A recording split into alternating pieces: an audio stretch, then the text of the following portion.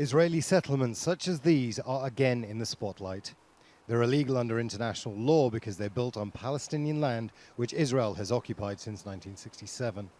This one, like others, cuts occupied East Jerusalem off from the occupied West Bank. The Israeli government has been defying international law and continues to announce more settlement building. Prime Minister Benjamin Netanyahu is meeting President Donald Trump in Washington, with settlements amongst other issues expected to be discussed. Trump has a very different view of Israeli settlements compared to previous U.S. administrations. I think there is a very good bond and a very good friendship between Netanyahu and Trump. I think there's an understanding. I think for the first time we're hearing from the White House an unapologetic support for Israel, support for Israeli building, support for Israeli expansion. But we're also getting messages that the Palestinians are important and a two-state solution or some kind of state solution in the region is going to be important, and unilateral steps are not helpful.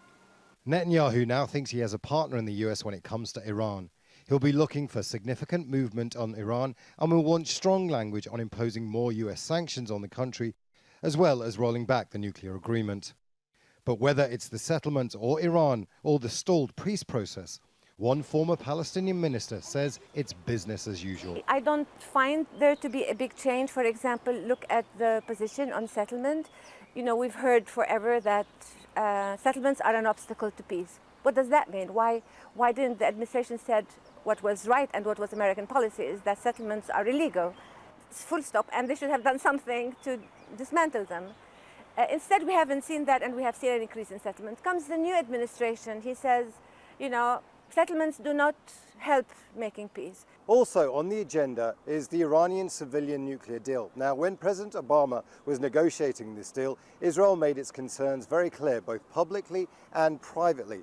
However, once the deal was signed between the US, Iran and the five world powers, Israel was very angry and said that this threatened its security. Whatever comes out of this meeting, Palestinians will be watching closely and wondering what their next move should be. Imran Khan, Al Jazeera, West Jerusalem.